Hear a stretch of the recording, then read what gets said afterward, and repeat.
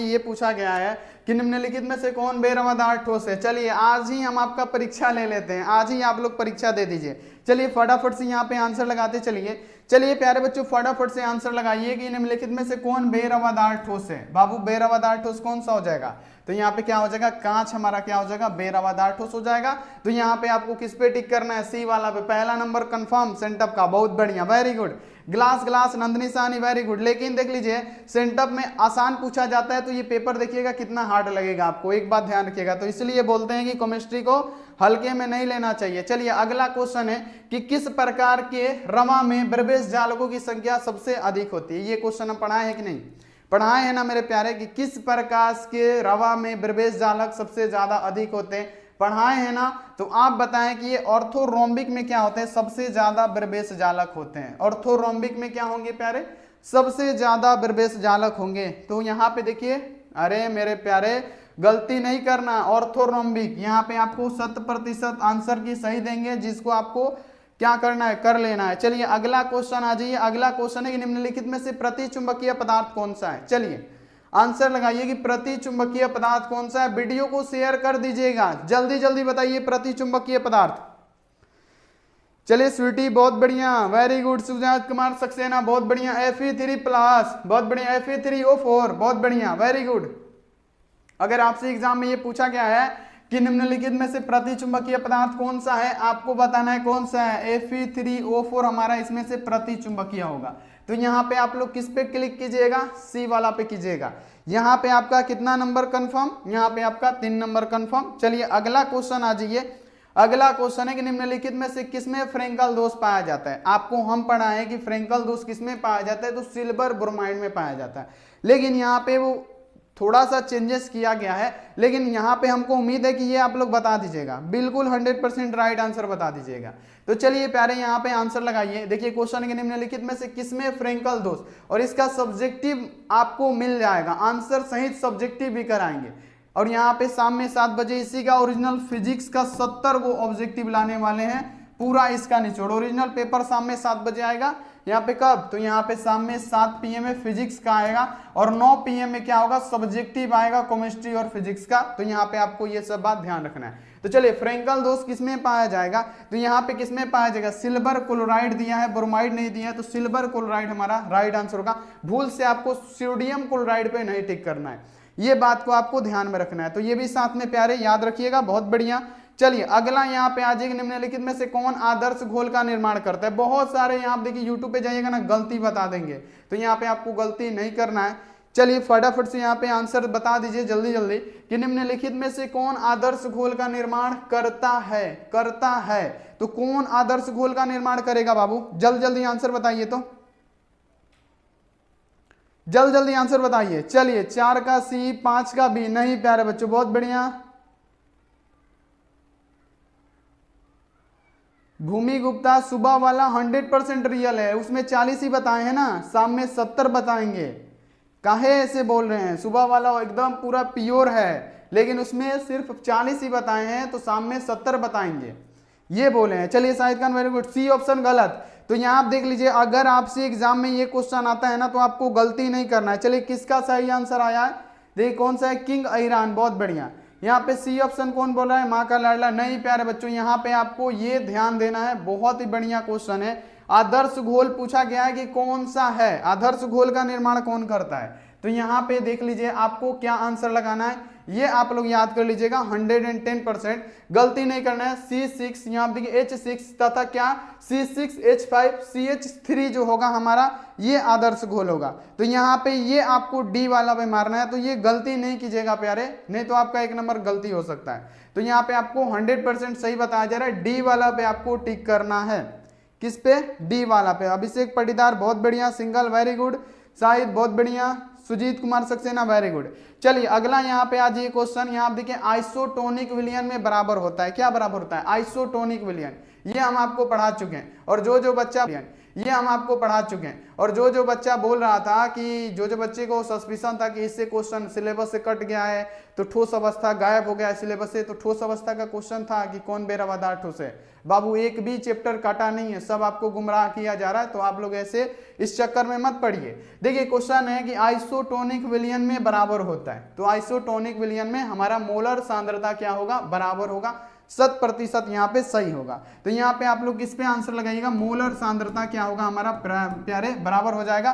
तो यहाँ पे आपको डी वाला पे लगाना है, डी वाला आपका सही आंसर होगा। एक एक क्वेश्चन आपको सही बताएंगे। चलिए अगला यहाँ पे आ जाइए क्वेश्चन। अगला क्वेश्चन है कि बर्फ में नमक मिला देने पर, देख लीजिए, बर्फ में नमक मिला देने पर बर्फ का तापमान 0 डिग्री से कम हो जाता है, इसका कारण क्या होता है। देखिए ये सब क्वेश्चन आया हुआ है, एकदम ओरिजिनल क्वेश्चन पेपर है, तो आप इसमें क्या जवाब दीजिएगा। तो यहाँ पे आपको क्या करना है, हिमांक में उसकी कमी आ जाती है, क्या होता है, कमी होता है।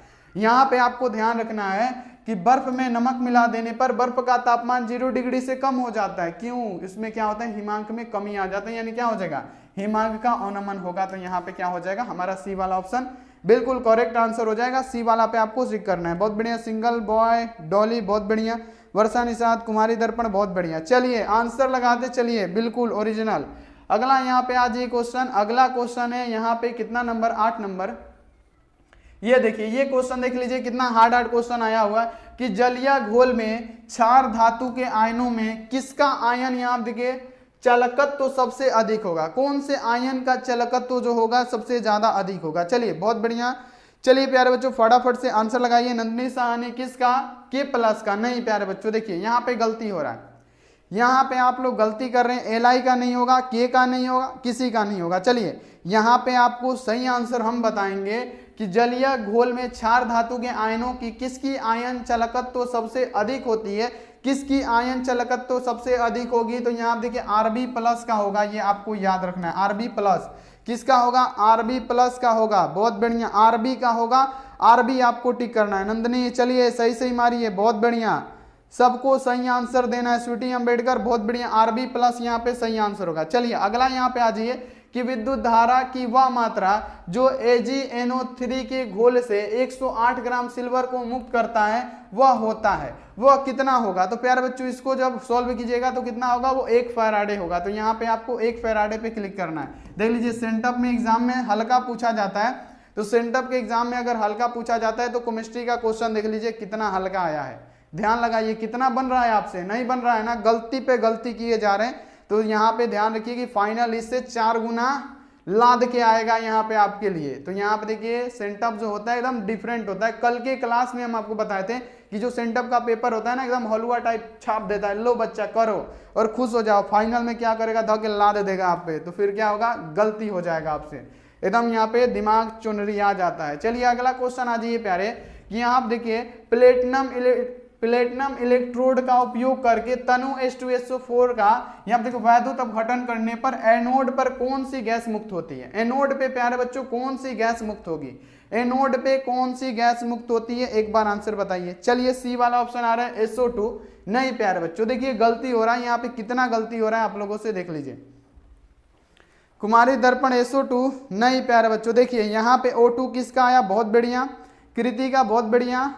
चलिए यहाँ पे आप लोग जावेद अली बहुत बढ़िया, गलती आंसर मत दीजिए कि प्लेटिनम इलेक्ट्रोड का उपयोग करके यहाँ देखिए H2SO4 का वैद्युत अपघटन करने पर एनोड पर जो गैसें मुक्त होती है ना, वो गैसें मुक्त होती है O2 ऑक्सीजन, O2 मुक्त होता है। तो O2 पे आपको पूरा टिक करना है। एक भी क्वेश्चन का आंसर गलत नहीं बता रहे आप लोग, एक भी क्वेश्चन को सही करके आइएगा, नोट करते चलिए, आप लोग पढ़ते चलिए।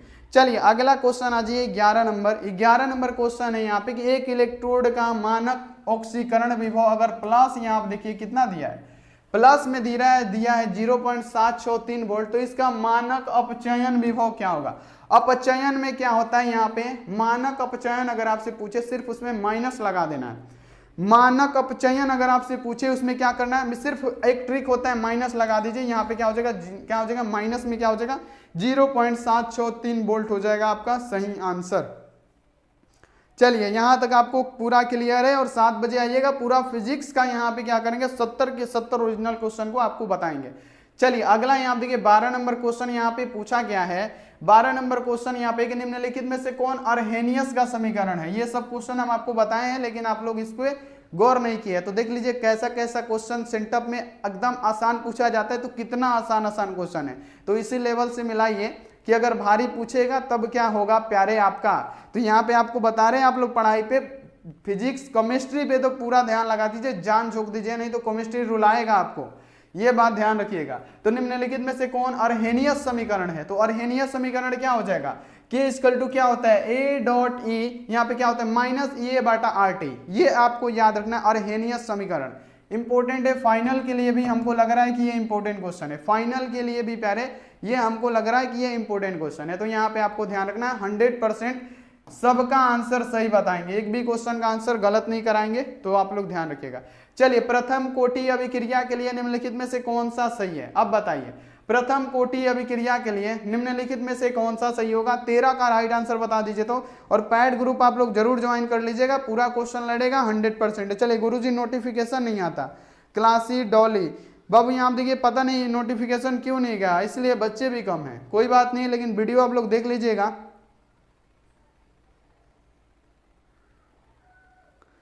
साक्षी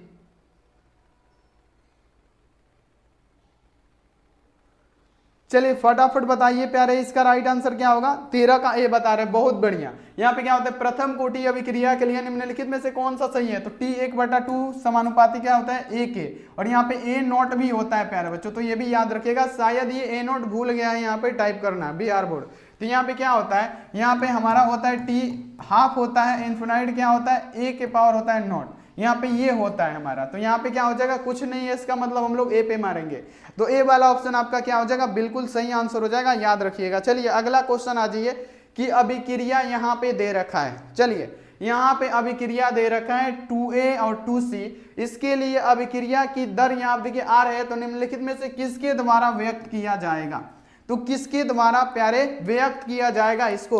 तो यहाँ पे हम लोग इसको किससे व्यक्त करेंगे, तो प्यारे बच्चों यहाँ पे 2A और यहाँ पे क्या है 2C है और R है, तो हम लोग किससे व्यक्त करेंगे, R इक्वल टू क्या लिखेंगे माइनस DA बटा DT। यहाँ पे क्या लिखेंगे DA बटा DT लिखेंगे। तो ये कौन से ऑप्शन में माइनस DA बटा DT बताइए तो देखिए कौन से ऑप्शन में, तो यहाँ पे आपका दिखेगा ए ऑप्शन में। तो ए ऑप्शन मारना है प्यारे, एक भी क्वेश्चन का आंसर गलत नहीं है, आपको यही टिक करके आना है 100%। चलिए बहुत बढ़िया, वेरी गुड बहुत बढ़िया, एकदम सही कर रहे हैं, सही जा रहे हैं, बिल्कुल बढ़िया। अगला यहाँ पे आ जाइए, और सब्जेक्टिव बताएंगे ना तो आपको हंसते हंसते पेट फूल जाएगा, इतना आसान क्वेश्चन पूछा गया कि मोल प्रभाज क्या होता है, तो अभिक्रिया की कोटि क्या होती है, यही सब क्वेश्चन है कि मोल प्रभाज क्या है, अभिक्रिया की कोटि क्या है। तो एकदम इतना आसान क्वेश्चन कि आप प्यारे बच्चों सब आपको याद होगा। चलिए क्वेश्चन है कि किसी द्वितीय कोटि अभिक्रिया के लिए वेग स्थिरांक की इकाई क्या होती है। द्वितीय कोटि अभिक्रिया के लिए, तो द्वितीय कोटि अभिक्रिया के लिए क्या होता है एल मोल, यहाँ पे क्या होता है एल मोल इनवर्स और समय का इनवर्स। तो यहाँ पे एल मोल नहीं लिखा है, लेकिन इसमें थोड़ा सा चेंजेस है। देखिए यहाँ पे क्या लिखा है एल मोल इनवर्स, यानी एल को ये बीच में कर दिया है, तो यहाँ पे सी वाला पे मारना है। ऐसा नहीं कि आप लोग ये याद किए कि एल मोल इनवर्स और समय का इनवर्स। तो यहाँ पे क्या हो जाएगा हमारा एल हो जाएगा, तो यहाँ पे बीच में एल कर दिया, तो यहाँ पे क्या हो जाएगा एल मोल इनवर्स और क्या हो जाएगा समय का इनवर्स हो जाएगा। तो ये वाला ऑप्शन देखिए हमारा सी वाला में दिख रहा है, तो सी वाला आपको टिक करके आना बिल्कुल परफेक्टली तरीके से, बहुत बढ़िया।